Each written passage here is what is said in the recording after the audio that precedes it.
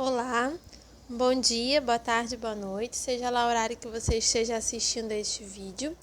Hoje vamos dar continuidade à leitura deste livro, Restituir a História às Sociedades Africanas, Promover as Ciências Sociais na África Negra, de Jean-Marc Ella. Hoje é a leitura do último capítulo, que é o capítulo 3, Ciências Sociais e Devido às Sociedades Africanas, e mais abaixo a conclusão. Tá? Então, vamos lá. Criatividade endógena e interdisciplinaridade. Neste momento da história em que os desafios são importantes, torna-se urgente em todos os domínios que abrem novas tarefas do pensamento às inteligências africanas, desenvolver a capacidade de refletir sobre os nossos problemas e encontrar soluções que se diferenciem das do exterior. Logo, o problema que se põe é o da criatividade endógena. Este problema surge no seio das instituições de ensino e de investigação, onde se deve formar homens e mulheres aptos a criar e não a repetir e a reproduzir. Se não dissociarmos o domínio das ciências sociais de um sistema de valores socioculturais, podemos medir a importância das responsabilidades que nos incumbem de proceder a uma verdadeira descolonização das ciências do homem em África. Os processos de inovação esbarram-se aqui na influência de modelos que, com a transferência de conhecimentos, tendem a impor-se num contexto em que o Norte detém o monopólio da informação e da difusão das ideias. Nesta situação, é necessário proceder a um questionamento dos esquemas conceptuais, dos modelos e dos paradigmas que orientam e conduzem a investigação empírica, a fim de permitir a interpretação rigorosa das realidades complexas e das mudanças do nosso continente. É necessário responder à necessidade de elaboração de estratégias de ações práticas e eficazes que nos obrigamos a esta abordagem crítica. Nenhuma contribuição possível é válida para a África se o desenvolvimento das ciências sociais se desenrolar como um processo de mimetismo e sob a hegemonia da produção sociocientífica dos grandes centros mundiais. Para sair de uma situação de dependência intelectual, que é o reflexo de uma situação de subdesenvolvimento e de tutela das sociedades africanas, é essencial desenvolver o sentido crítico e ultrapassar os estados da imitação. É a única maneira de se separar do etnocentrismo da conceptualização nos sistemas de conhecimento nos quais o peso dos modelos do Norte é considerável. Agora, passada uma década mais do que nunca, estas precauções são úteis porque assiste-se a um novo interesse pelas ciências sociais no seio dos organismos mundiais empenhados nos países do terceiro mundo. Referimos-nos ao recurso a antropólogos e a sociólogos nos domínios de intervenção, onde depois da falência do desenvolvimento de África, se redescobre a importância dos fatores socioculturais negligenciados durante muito tempo. Da mesma forma, as campanhas de luta contra a epidemia da SIDA impõem pesquisas sobre o imaginário do mal nas culturas e nas sociedades, onde a análise dos fluxos migratórios está ligada doravante à elaboração das políticas de saúde, como sugere a Conferência de Marrakech. Numa África em mutação, é urgente implementar uma verdadeira antropologia e uma sociologia do corpo a partir da articulação dos relatórios entre o amor, a sexualidade e a SIDA. Não se pode evitar o aprofundar dos conhecimentos acerca dos comportamentos sexuais no ambiente sociocultural, onde se observa uma espécie de resistência aos preservativos no seio de grupos que preferem o full contact, como dizem os estudantes de Yaoundé. Por outro lado, se o domínio da fecundidade continua a ser um dos problemas-chave do continente negro, é necessário interrogar-se sobre a contribuição das ciências do homem no estudo dos atos da população, no momento em que, para além do quantitativo, trata-se de tomar em consideração as estruturas sociais, as representações coletivas e os modelos culturais presentes nas atitudes e nos comportamentos dos indivíduos e dos grupos humanos. Depois da Conferência do Rio, onde se reencontrou os conflitos entre o Norte e o Sul, os problemas incontornáveis de população e de ambiente e o desafio da sua integração exigem pesquisas pluridisciplinares. Em todos os domínios que acabamos de invocar, o que está em causa são os grandes desafios da África de hoje e de amanhã. Percebe-se, assim, a importância e o papel das ciências sociais no devir das ciências africanas. Com toda a evidência, estas ciências são as ciências do futuro. Não há dúvida de que nada o faz supor, como Nolo lembra o deserto científico, no qual evolui o ensino destas disciplinas, que na maior parte dos países não são a maior preocupação dos governos. Nos Camarões, o regime de Paul Biya entendeu ser necessário fechar o Instituto das Ciências, como se a promoção dos estudos sobre o homem e a sociedade não tivessem qualquer interesse para o futuro do país. Apenas alguns espíritos atrasados continuam a acreditar que estas ciências são um luxo para os literários. Desde que a OMS recomenda uma definição global da saúde, é necessário renunciar à ideia de que este setor é unicamente apanágio das faculdades de medicina. É realmente o conjunto dos fatores que contribuem para a saúde que é necessário abordar. Assim, é necessário considerar os problemas de saúde que não dependem unicamente da bioquímica. Aí está a necessidade de se abrir a domínios que não dependem obrigatoriamente da formação de base do médico. Lembremos também a obrigação para o ecologista de pensar nos problemas econômicos subjacentes a qualquer problema de poluição e vice-versa. O economista deve aprender os problemas de ambiente da indústria, pois, a partir de uma especialização, somos chamados a uma abertura sobre o conjunto dos conhecimentos no mundo, onde se faz sentir a necessidade de reencontro interdisciplinar.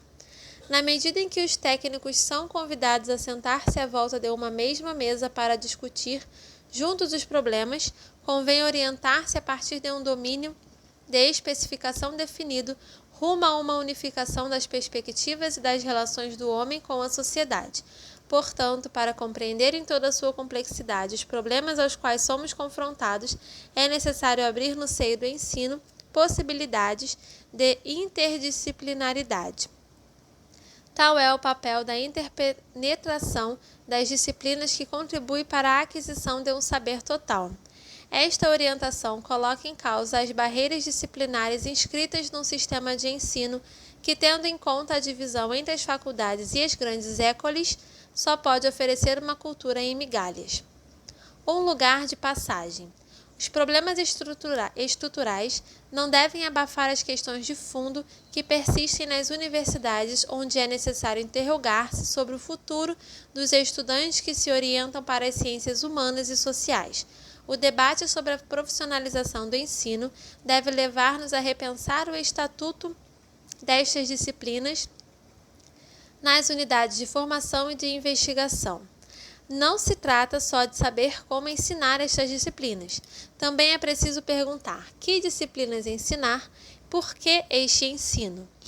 Estas questões sublinham a necessidade de uma reflexão sobre os problemas de método, de conteúdo e de finalidade do ensino das ciências do homem e da sociedade. Este trabalho de reflexão não pode ser conduzido do exterior. Antropólogos e sociólogos, historiadores, psicólogos e geógrafos devem instaurar processos de autoavaliação da sua prática num contexto em que a passagem do ensino secundário para o ensino superior compromete o futuro dos estudantes. Corre-se o risco de esquecer que a universidade é um lugar de passagem onde os estudantes fazem uma estadia transitória antes de uma entrada definitiva na vida ativa. Ao nível do ensino, arruma-se esta questão do a seguir, como se toda a gente tivesse de ficar no campus, quando este é apenas o caso dos docentes. Hoje, trata-se de gerir a saída da universidade, interrogando-se sobre a forma como um estudante em ciências sociais, tendo, portanto, feito uma escolha diferente daquele que cursou numa grande école, deve estar consciente das dificuldades que o esperam à saída. É aqui que a própria instituição tem de fazer escolhas, lembrando-se que um diploma de estudos superiores já não é um cartão de entrada para um emprego de nível superior. O laço a estabelecer entre o ensino e o estatuto socioeconômico levanta, portanto, um debate de fundo sobre o futuro das ciências sociais. Se queremos evitar que o sistema provoque frustrações amargas, é necessário que este sistema aceite submeter-se a um processo de autocrítica que o obrigue a interrogar-se sobre as suas respostas aos pedidos sociais dos estudantes. Para sair das contradições atuais, as ciências sociais devem dar provas numa sociedade onde é preciso arranjar contratos, colocar aqui ou ali um sociólogo ou um antropólogo, arranjar lugares a tempo inteiro. Tudo isso coloca a prática destas ciências em interrogação acerca da sua fiabilidade e da sua validade. É necessário mostrar em que é que os trabalhos dos sociólogos e dos antropólogos podem dar resultados práticos. É necessário dar provas da validade dos discursos, dos métodos e das hipóteses próprias às nossas disciplinas em fatos concretos. Há nisso um desafio que interpela o conjunto das ciências sociais e o seu modo de transmissão. Num período de mutações, é o ator sociológico ou antropológico que deve dar provas da sua eficiência social. Já não se deve ensinar as ciências sociais ignorando os pedidos das empresas, dos gabinetes de aconselhamento, dos centros de formação ou das escolas de saúde, das coletividades locais, dos organismos encarregados de construção, da adaptação do território, dos setores do trabalho social ou das administrações públicas. Muitos sociólogos e antropólogos que se formam na universidade podem pôr em prática o seu saber para responder a perguntas, intervir, avaliar práticas ou programas, analisar situações ou estruturas, dar conta de alguns fenômenos. Na África Negra, tendo em consideração a importância dos problemas de desenvolvimento, talvez se verifique um aumento dos beneficiários das ciências sociais. É preciso então preparar-se para controlar as novas contingências da produção científica, situando-se em relação aos novos pedidos que exigem uma renovação dos campos de estudo. É necessário abrir-se aos temas portadores de questões inéditas nas situações em que, em meio africano, os docentes confrontados com a difusão da sua ciência sejam condenados a repensar a prática da sua disciplina e da sua profissão de investigador face aos usuários das ciências sociais que têm de verificar a pertinência dos seus métodos e a validade das suas abordagens. Comprometido nesta dinâmica interna, o docente destas disciplinas não pode se remeter para mais tarde à aquisição dos métodos de análise e de investigação, contentando-se com a iniciação dos principiantes através de noções de base. Na medida em que o sociólogo ou o antropólogo pode ser levado a intervir num programa de ação, os problemas de investigação devem integrar todas as etapas da formação. Basta adaptar ao nível dos estudantes que se inserem num sistema pedagógico onde o ensino e a investigação se mantêm indissociavelmente ligados. A promoção das ciências sociais deve articular-se, preocupando-se em enraizar a universidade no seu meio ambiente cultural. Desta forma, ela poderá desenvolver aos jovens africanos a consciência da sua identidade. A este respeito, os historiadores, os antropólogos e os sociólogos carregam pesadas responsabilidades nas universidades herdadas do Ocidente. Aí recorre-se o risco de reproduzir o modelo de uma cultura extrovertida que penaliza os saberes indígenas. É necessário resistir ao mito e à sedução do que é importado para considerar antes os conhecimentos que se elaboram a partir das terras africanas. Tendo em conta a importância da aquisição dos conhecimentos para a formação da personalidade de base, não será indispensável que, em qualquer nível do ensino superior, a antropologia deixe de ser relegada para o último lugar de uma disciplina secundária que apenas interessa a alguns estudantes das faculdades das ciências humanas. Por que é que um médico, um jurista, um agrônomo ou um politécnico devem ser mantidos à distância das disciplinas antropológicas e sociológicas que dizem respeito ao exercício da sua profissão, à sociedade ou à região do mundo onde se preparam para trabalhar? Todos os que, por uma profissão, são chamados a viver em contato com populações muito diferentes das suas, deveriam abrir-se a um sistema de conhecimentos onde as ciências do homem e da sociedade encontram o seu lugar. Para uma emergência das sociedades científicas. Em África, no contexto atual, o peso dos constrangimentos provocados pelo ajustamento estrutural tende a abafar o ensino superior. Assim, para assumir as tarefas das ciências sociais, é necessário assinalar os graves obstáculos a ultrapassar.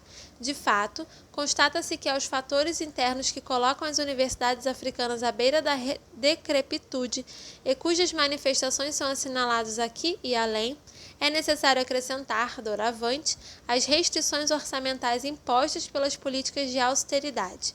Estas assumem um grau tão importante que nos questionamos quanto à possibilidade dos docentes e dos investigadores conseguirem escapar ao risco de sufocar. Para os investidores, tudo se desenrola como se o ensino superior se tivesse tornado um luxo inútil.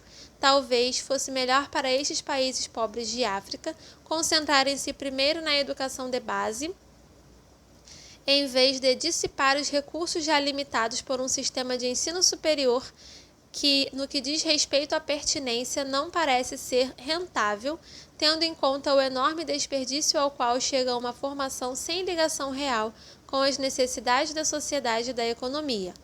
No momento em que qualquer decisão a tomar a nível governamental deve corresponder às únicas prioridades estritamente compatíveis com o plano de ajustamento estrutural, compreende-se as preocupações ou as reservas do Banco Mundial e do FMI perante as escolhas políticas que têm em vista a deslocalização de uma massa de estudantes que os poderes em crise já não conseguem gerir em espaços reduzidos. Tendo em conta os imperativos dos planos de investimento e dos orçamentos operacionais que se inscrevem numa estratégia global, cuja elaboração escapa aos dirigentes locais, é preciso doravante esperar que os investidores definam quais são os tipos de instituições, de programas de ensino e de formações que convêm aos africanos. Não basta que o crescimento dos efetivos de estudantes imponha a descentralização da universidade para que as instituições criadas funcionem. É também necessário que as informações e as justificações submetidas ao Banco Mundial estejam conforme ao modelo de uma planificação do ensino superior compatível com as análises e as avaliações dos peritos.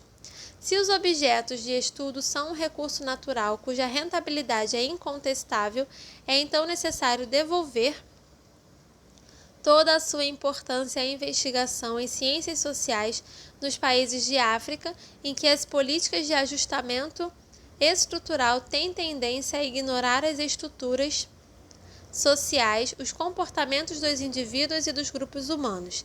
A evolução destas estruturas e destes comportamentos, as reações e as lógicas que convém ter em consideração para afirmar as bases de um verdadeiro domínio do desenvolvimento.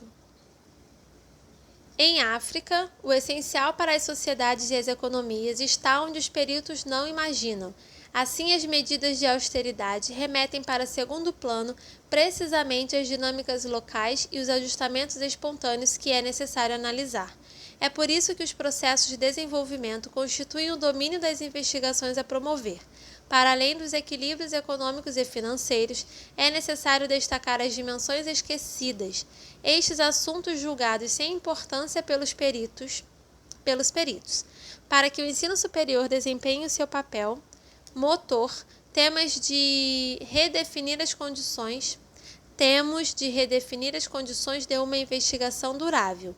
Nesta perspectiva, será necessário reforçar a capacidade nacional de investigação a partir da própria universidade.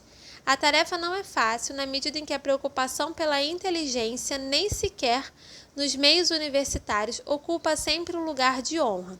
Temos de admitir que o meio no qual evoluímos, só de forma muito débil, estimula o trabalho intelectual. Basta recordar o estado das bibliotecas, onde não se encontra tudo o que foi escrito sobre os temas a estudar. Aqueles que têm possibilidades econômicas resolvem este problema fazendo longas estadias no estrangeiro para arranjar a documentação necessária e dar-se conta da evolução da investigação científica. Nas livrarias das capitais onde estão implantadas as faculdades e as grandes escolas, encontram-se mais obras esotéricas do que livros científicos. Também acontece que se termine um ano acadêmico sem que se tenha realizado um único colóquio, permitindo a troca das experiências e o confronto dos resultados da investigação. A obrigação de submeter o texto de uma intervenção à apreciação das autoridades acadêmicas desmotiva aqueles que pensam que a proibição da crítica universitária é um entrave à produção intelectual. Também se compreende que, face à atribuição de múltiplas tarefas administrativas, alguns docentes pouco tempo consagram à vida intelectual, tal como acontece com um antigo professor universitário que, depois de se tornar ministro, não hesita a confessar que se desligou da sua especialidade. Nas sociedades voltadas ao espetáculo, onde o título de diretor de uma alta administração tem mais peso simbólico do que o de autor de artigos ou de publicações científicas, o compromisso com atividades mais lucrativas provoca uma verdadeira fuga para outras funções. Para as elites assombradas pelo desejo de uma promoção na máquina do Estado, a preocupação de ocupar um lugar no governo à frente de uma empresa ou de uma instituição nacional conta mais do que a vontade de participar na história do saber. Nestes tempos de crise em que a prostituição é uma estratégia de sobrevivência, arriscamo-nos a ver aparecer uma espécie de proletariado da ciência. Na ausência de meios regulares de trabalho, nenhum cientista sensato, e tendo uma família para alimentar, pôde gastar tempo na investigação. Os salários insuficientes e irregulares obrigam a recorrer a trabalhos que se oferecem sob a forma de peritagens, de conselhos ou de criação de atividades, plantações, imobiliário, táxi, bar, criação, sem relação com as competências científicas. A sobrecarga das aulas não é suficiente para justificar o fato de que as publicações só acontecem em casos de promoção. Nas sociedades africanas, os investimentos sociais impostos pelos constrangimentos do parentesco acompanham um modo de vida que absorve longas horas em tagarelice ao longo das conversações intermináveis, onde, consumindo cervejas locais ou importadas, nos vamos consolando das infelicidades do tempo presente. Apesar de haver muitos que se comprazem na exibição de cartões de visita com os títulos acadêmicos, não é evidente que estes manifestem sempre que há uma forma de viver que consiste em impor-se horas de estudo e de investigação num lugar retirado ou num laboratório. Talvez se reencontre aqui uma herança recebida dos meios de formação, onde não há lugar para a investigação. Tudo acontece como se os anos passados a preparar uma tese tivessem esgotado toda a criatividade. Resultado, cedendo à tentação do mandarinato, fica-se atolado num grau elevado, não saindo do anonimato através da autoria de uma obra de referência. Se a universidade é um lugar onde se concentra um potencial importante de pessoal científico, como compreender a fraca produção intelectual para um domínio, tendo em conta o número de docentes portadores de diplomas de alto nível? Será que esta situação pode ser explicada unicamente pela ausência de estruturas de investigação nas universidades atingidas pela crise?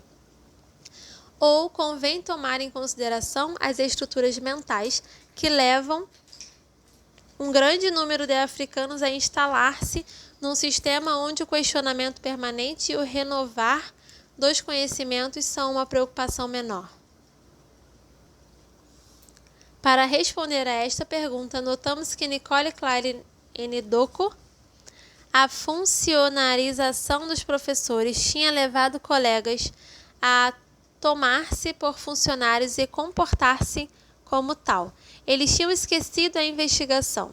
Um deles, docente de direito, a quem se censurava o fato de não ter publicado nada, havia já 5 anos, respondeu-nos que não era poeta e que são os poetas e os romancistas que têm que escrever. Vemos assim a necessidade de desfuncionarizar as mentalidades dos docentes africanos para sair da rotinização das tarefas pedagógicas e provocar a emergência das comunidades científicas no seio das universidades. Impõe-se uma reforma do entendimento, num contexto econômico em que o financiamento de um projeto de investigação repousa muitas vezes sobre a ajuda estrangeira, o que nos ameaça é a asfixia das investigações universitárias. Mais precisamente, a partir da ligação ensino-investigação, trata-se de ajudar a criação de um meio científico no seio das universidades africanas. No que concerne ao homem e à sociedade, as UER são os meios privilegiados onde em vários domínios a produção científica por docente e investigador pode ajudar a África a enfrentar os desafios de hoje e de amanhã. Seu desenvolvimento passa pela investigação científica, equipas pluridisciplinares devem formar-se em redor de projetos de investigação definidos a partir dos grandes desafios da sociedade. A este respeito, seria útil identificar os assuntos de envergadura, tendo em conta as prioridades nacionais ou regionais. Mobilizar o conjunto do dispositivo universitário de investigação e desenvolver a capacidade científica dos docentes é o objetivo que permitirá ao ensino superior valorizar o rico, mas dispar potencial de que dispõe. A contribuição das ciências do homem. Não se trata aqui de delimitar os campos setoriais onde o potencial científico da universidade deve investir-se. Nos domínios relativos às ciências do homem, basta notar que, apesar dos graves problemas que se colocam em torno de desafios de raiz nos países onde as pressões da população e os desafios alimentares obrigam a reconsiderar os riscos ecológicos e o peso das dinâmicas locais nos sistemas e nos processos de produção, a prioridade da investigação aplicada já não pode ser só dada ao desenvolvimento rural. É preciso promover os estudos urbanos nas sociedades onde a cidade é um desafio para os estudos e as políticas africanas. Nesta perspectiva, não é mais possível negligenciar os problemas dos jovens e das mulheres em meio urbano.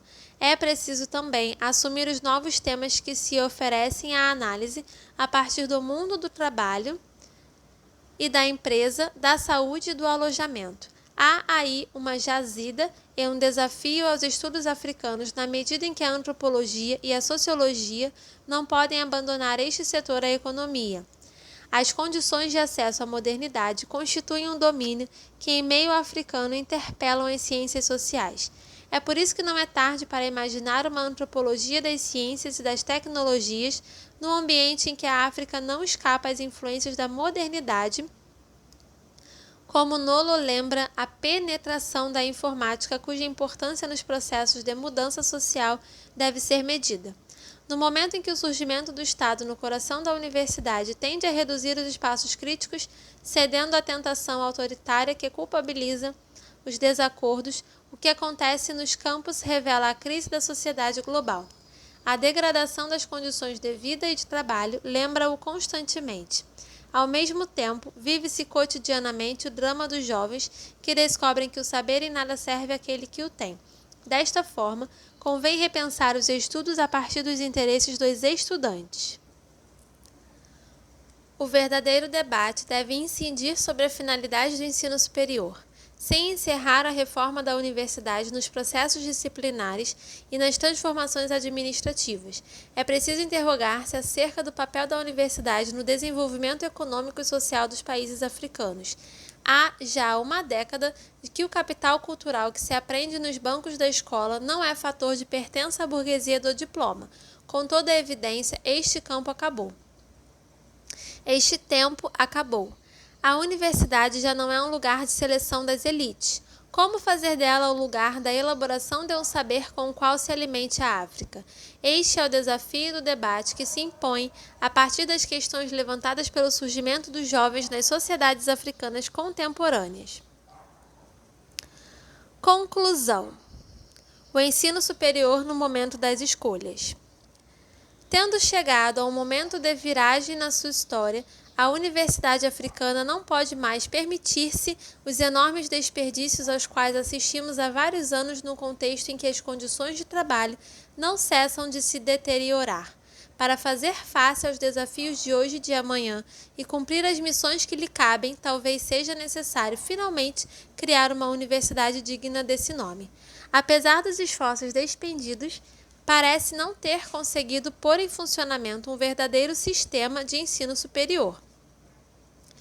Tudo acontece como se não se tivesse rompido totalmente com as estruturas de um ensino de tipo colonial, que se realiza no âmbito de um grande liceu assaltado por uma multidão de estudantes. Nos Camarões, como reconheceu corajosamente o primeiro Conselho do Ensino Superior e da Investigação Científica e Técnica, parece hoje que o nosso ensino superior nada mais é, ainda do que o prolongamento do ensino secundário de tipo colonial, cuja finalidade era produzir os agentes necessários ao bom funcionamento dos gabinetes administrativos de gestão corrente. Não se preparam verdadeiros agentes de mudança, chamados a integrar-se num projeto de transformação à escala nacional e continental. De fato, constata-se hoje um certo desinteresse espontâneo dos nossos diplomados em relação à administração a favor do setor privado, mas independentemente das razões materiais bem compreensíveis que o podem explicar, este fenômeno é por si próprio significativo do insucesso do sistema atual, até porque não é raro que o compromisso profissional do jovem diplomado não corresponda à formação que teoricamente ele terá recebido. Esta situação não pode mais durar. É necessário pôr fim a qualquer forma de bricolagem e de gestão do dia a dia numa instituição que se deve tornar o forno onde se cose o pão intelectual do qual a nossa sociedade precisa. Nesta perspectiva, já não é possível adiar muito mais tempo o debate sobre a universidade. Neste final de século em que desafios sérios interpelam os homens das ciências e da cultura, parece-nos oportuno insistir sobre a importância das ciências sociais na medida em que o ensino superior deve permitir o desenvolvimento de uma reflexão acerca da sociedade e, através desta, acerca do homem. Vimos que as ciências que fazem do homem e da sociedade o seu próprio objeto têm um papel a desempenhar nos esforços cotidianos para o progresso do nosso continente. Por este motivo, a criação de uma UER das Ciências Sociais não é simplesmente uma resposta a uma vontade política. Ela é também uma oportunidade de agarrar. Neste momento em que se impõe uma revisão sistemática do modo de funcionamento da universidade, a UER das Ciências Sociais pode tornar-se um lugar de inovação pedagógica e de criatividade científica, onde se elaboram as respostas aos problemas da adequação, da formação e do emprego. Precisamos, portanto, de assumir uma estrutura universitária para tentar uma experiência aberta e dinâmica, a fim de consertar um clima de investigação e de suscitar um esforço constante de reflexão interdisciplinar acerca da sociedade contemporânea. De qualquer forma, se a universidade em África não quiser tornar-se um quisto, mas sim um motor do desenvolvimento nacional, a UER das Ciências Sociais deve contribuir, tornando-se um lugar ativo de formação e de investigação a partir dos campos do saber, onde se criam áreas de inserção e pontes entre as disciplinas. Sublinhamos a pertinência das inovações que se impõem ao ensino superior no momento das escolhas, tendo em vista o futuro. Para além dos problemas de administração e de economia doméstica, a Universidade Africana tem de se reapropriar de um melhor conhecimento delas próprias, tomar consciência das mudanças que elas atravessam e repensar as suas missões. Esta tarefa é-lhes imposta pela história no momento em que, corroído por cima com a investida do FMI e do Banco Mundial, o Estado enfrenta um tremendo despertar das sociedades, do qual testemunha a emergência de uma cultura de oposição e de numerosos polos de iniciativas. Assiste-se por toda a parte a uma crise das verdades e da lógica do Estado. As revoltas do desespero multiplicam-se enquanto que os jovens se veem sem trabalho face a regimes políticos cuja legitimidade se atrofia. Nos diversos meios, os discursos de ontem perderam a sua capacidade de mobilização junto dos grupos e dos atores sociais que já não confiam nas equipas no poder. Um importante movimento de protestos estrutura o imaginário de uma sociedade em gestão. Este imaginário deve tornar-se o campo de estudo dos sociólogos, dos antropólogos e dos políticos, dos economistas e dos demógrafos. Se a universidade é outra coisa que não um grande restaurante, é um espaçoso dormitório cuja gestão absorve o essencial dos financiamentos públicos, é necessário interrogar-se sobre a contribuição dos estabelecimentos de ensino e de investigação à produção dos discursos científicos sobre a África contemporânea. Dito de outra forma, será que a universidade permite à sociedade que nasce sob os nossos olhos falar dela própria, com conhecimento de causa, a partir dos instrumentos de análise, dos conceitos e das teorias, das problemáticas e das linguagens que ela lhe propõe? Que lhe diz ela acerca dos seus problemas, das suas apostas e dos seus desafios? Como é que ela contribui para o conhecimento da nossa realidade social? São estas as questões fundamentais que nos obrigam a reorganizar o âmbito dos saberes, tendo em conta as novas relações a estabelecer entre a universidade e a sociedade. Tudo nos condena a renunciar aos discursos encantatórios e às crispações apaixonadas que ocupam ainda muitas vezes o centro dos debates acadêmicos. É tempo, enfim, de abordar as questões de fundo, submetendo o ensino superior à prova de uma sociedade da qual é preciso compreender as estruturas e as lógicas, as atitudes e os comportamentos, os mitos e os sonhos e os fantasmas, as contradições e os conflitos, as explosões e as violências, os atores e as estratégias. Precisamos de nos concentrar fortemente no real e no imaginário, no oficial e no oficioso, no banal e no cotidiano. Finalmente, resta-nos descobrir a esfera das relações e das dinâmicas sociais numa África onde se procura uma outra forma de comportamento no poder, assumindo as aspirações de uma juventude que todos os anos bate às portas da universidade e das empresas dos estados em busca de credibilidade. E é isso, galera. Esse foi o livro de Jean-Marc Elland, Restituir a História às Sociedades Africanas. Eu espero que você tenha gostado dessa leitura. Obrigada pela sua presença até aqui. Um beijão e até o próximo livro. Tchau, tchau.